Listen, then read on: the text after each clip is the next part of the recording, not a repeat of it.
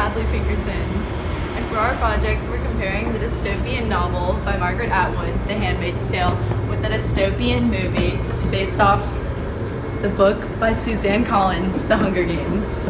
Our project has 3 parts. The first part is the digital part, which you're watching right now.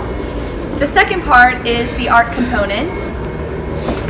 And the third part is our building aspect. Basically, any system of inequality is based on psychological oppression. You have convinced the people who are oppressed that they belong there, that they know their place, that they are not equal to the people who run the society. In the Hunger Games, there's nowhere to escape to. Like, they know there are other districts. They've never really seen them. Handmaid's Tale, you can escape to Canada, maybe. But at least there's a notion that there's an outside world that might be better than this.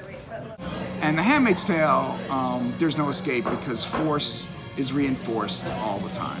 And so in that sense, The Handmaid's Tale is much more about oppressive power by force.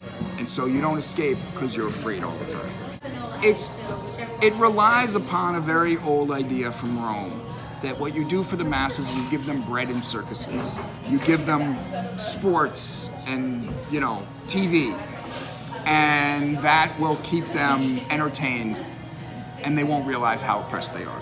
Right? The Hunger Games takes place in an arena that is totally artificial, but seems real. So it's again like a sort of metaphor of the maze, that even the Hunger Games themselves, when they're fighting them, take place in this arena that is like artificially seems like the real world.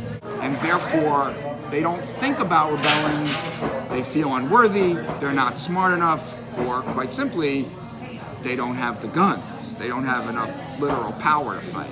Hunger Games has a more complex psychology.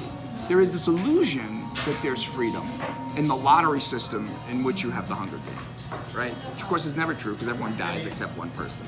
But there's an illusion, right? And so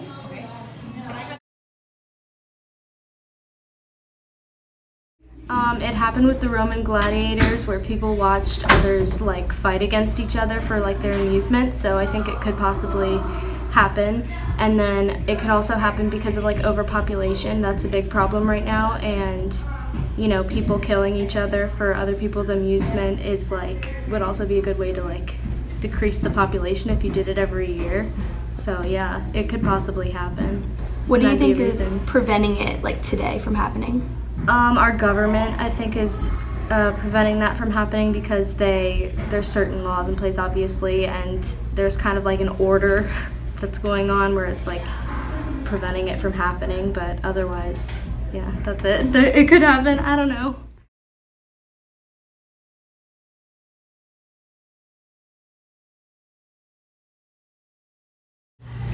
What problems in the Hunger Games or Gilead are present today? I would say the division between social classes still exists, or exists as well as in those 2 books. In the Hunger Games, the richer you were, the more of a luxurious lifestyle you led, and the easier it was to escape the situation that children were forced into at the Hunger Games. Whereas if you were poor, you were forced into a lottery and didn't have any choice on whether or not you would be basically killed. And in Gilead, kind of the same deal. The richer, more political status you had, the more choice you had in how you were going to live your life. Whereas if you came from a lower status, you didn't have nearly as many choices in how you lived. Okay.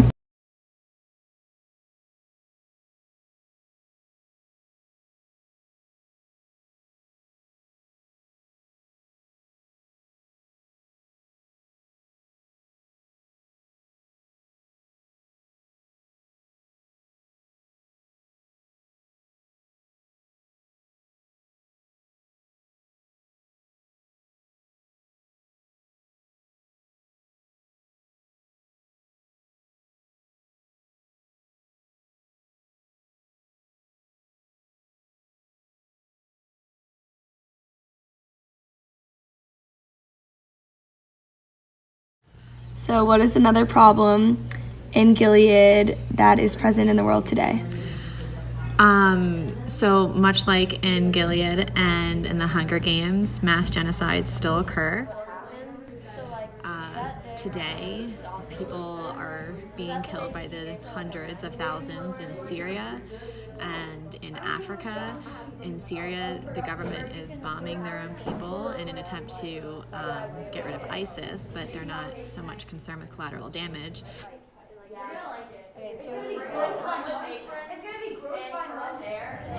So I don't think that the Hunger Games could ever happen in real life. Right now, with all like the school shootings and all of this, like this horrible news about children dying, I don't think there'd be any way of us possibly sending our children in electively to die.